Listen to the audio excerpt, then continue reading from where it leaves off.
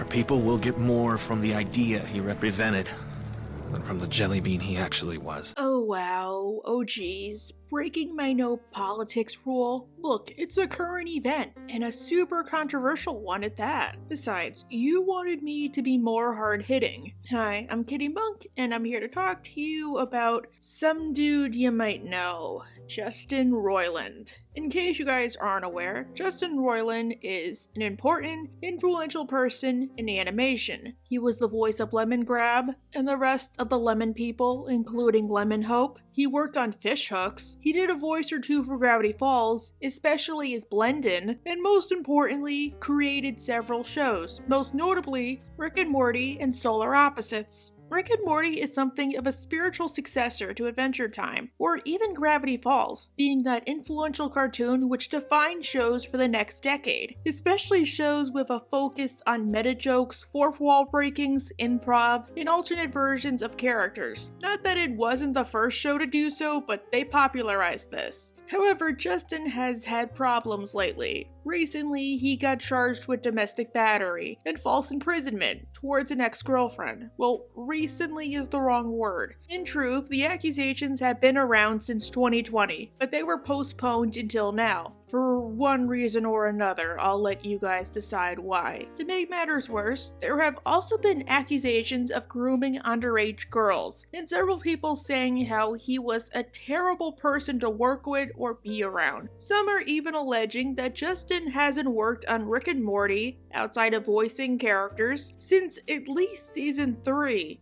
However, his hearing is scheduled for April 27th, so more details are likely to follow. To make matters worse, on January 24th, 2023, Adult Swim announced they had cut ties with Justin. Per them, Adult Swim has ended its association with Justin Roiland. Rick and Morty will continue. The talented and dedicated crew are hard at work on season 7. For Rick and Morty, the characters, supposedly they will recast the roles, and Dan Harmon will stay on as sole showrunner for the last 40 episodes. It might be a change, but I think it helps that Rick and Morty is a classic. They could easily hire an impersonator. That's what Family Guy did with Cleveland. And off topic, but I give them props. They chose a YouTuber who was known for his Cleveland Brown impressions, so unlike The Simpsons, Cleveland's new voice sounds mostly the same. You might notice a little difference, but it's easy to get used to. Lois Griffin, I find you guilty, and I sentence you to pay your roommate back for his dog food. Now, I always believe in innocence until proven guilty, but at the same time, I also believe victims who speak out. I don't know, it's complicated. To put it one way, I usually try to either stay in the middle or wait until I hear all of the evidence before making a judgment. Maybe something really did happen, maybe the news is blowing it out of proportion. However, the evidence is really stacked against him. Let me just say before I continue that I support the victim and I hope she is doing alright during this time. And I support the rest of the cast and crew, okay? On with the video. Now, I love Rick and Morty. That's why I made so many videos off of it. I got into the franchise my senior year of high school, and I remember bonding with so many of my fellow classmates because of it. It was like a grown-up SpongeBob, but with a plot. After all, you probably know somebody who's watched it at least once, or even if you haven't, you can likely quote it or understand the reference. I can't deny it was a funny show, and had compelling episodes. And Solar Opposites is my newest favorite Hulu original, especially since Handmaid's Tale turned June into a plot armor Mary Sue. Even if admittedly, I feel like Solar Opposites might get to be a little dated a decade from now, but that's a discussion for another day. However, this scandal has given me a lot of time to think of the idea between art and the creator, especially when said creator has a scandal or turns out to be a bad person. I mean, in recent years, this has happened more times than we can count, especially in animation. John Kay admired for his zany style and throwback to the old cartoons, only to be outed as a terrible boss who launched a smear campaign against his former employees and took advantage of underage girls. And not only that, but had the gall to animate the character he voiced fondling one of his victims. Or what about Chris Savino, the savior of Nickelodeon? I mean, it brought a tear to my eye when I saw the reveal about Sam.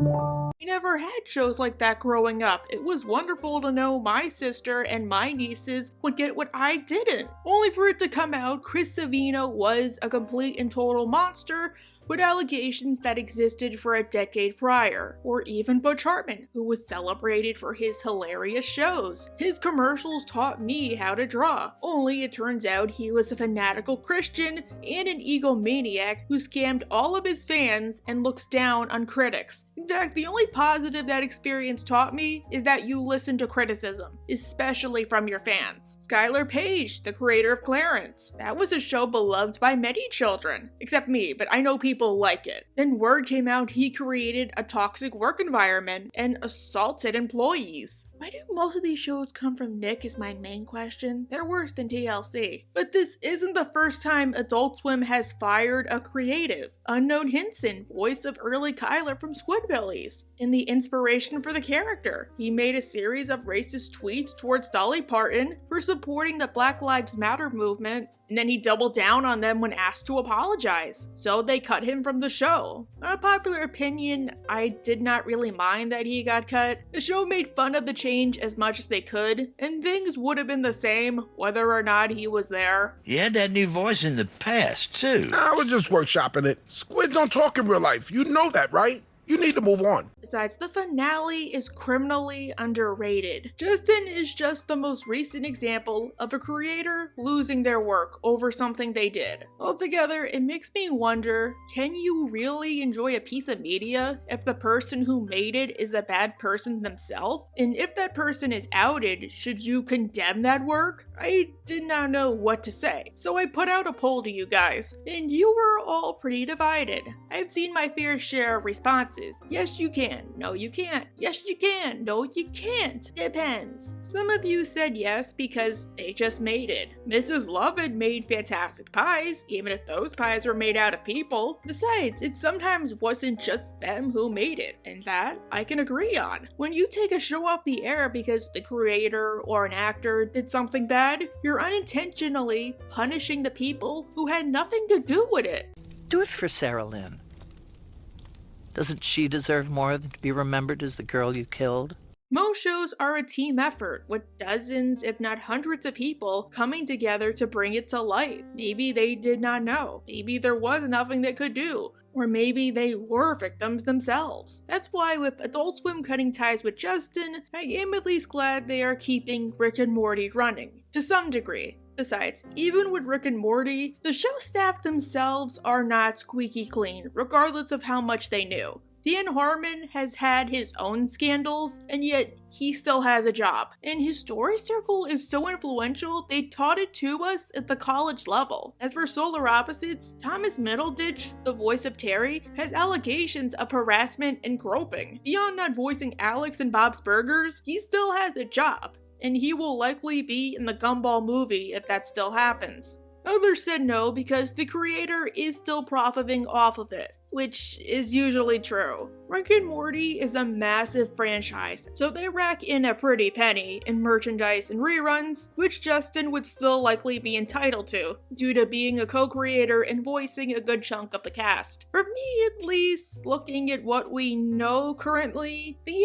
answer is, honestly, it depends. With this situation, I will still watch Rick and Morty, and if you guys want, I can still talk about certain episodes or characters, but at the same time, I think Adult Swim did the right thing getting rid of Justin because he committed several deplorable acts. I know, it's weird to say, but before this, I used to admire him. It's hard to find out your heroes did bad things. He was a huge inspiration for my writing, a successor to people like Mike Judge or Matt Stone and Trey Parker. Rick and Morty made me laugh when I was having a bad day, and sometimes it's relatable in the best way. I'm a white Latino, and Rick is like the only white Latino I've ever seen on TV, outside of certain characters from the George Lopez show. It sucks to know that Justin, this guy I looked up to, who I wanted to be like, was really really a huge jerk taking advantage of his fame. However, even if the show means a lot to me, it's still hard to watch knowing what I know now. Only recently have I been able to bring myself to watch Rick and Morty, and I didn't actually watch it. I just left it on in the background to help me fall asleep. Interestingly, on the day I found out about the allegations, my mom bought me a Rick and Morty t-shirt from Marshall's, and I couldn't tell her what happened, so I had to be like, oh, thanks. Sorry, getting off track. Point is, I understand both sides. For the yes side, I understand how much a product means to you that you can't bear to part with it. There's still people who like Harry Potter, but don't support J.K. Rowling. I occasionally listen to the beautiful people, but I don't support Marilyn Manson. I support Esme Bianco and Evan Rachel Wood. I'll watch Rick and Morty or even Solar Opposites, but if he's found guilty, I won't support Justin Roiland. However, I also understand the no side. There's the fact that sometimes a person does something so horrible, it's hard to watch them in any meaningful capacity ever again. Even if I am able to get past the allegations, I'll always be thinking in the back of my mind, oh yeah, this happened, or oh yeah, they did this, or ugh. Regardless, it's a harsh truth, but I think it's important to realize that terrible people can make great art or do great things that they get remembered for. After all, I'm one of those people who likes to see if historical figures had skeletons in their closets because history is written by the winners. And trust me, nobody in history has clean hands, especially in the entertainment industry. However, let me make one thing clear. These are only my thoughts and recollections from my experiences. I can't tell you what to do or think when it comes to this type of thing. You're allowed to feel any way you want. You're human. If you can separate the art from the artist, that's fine.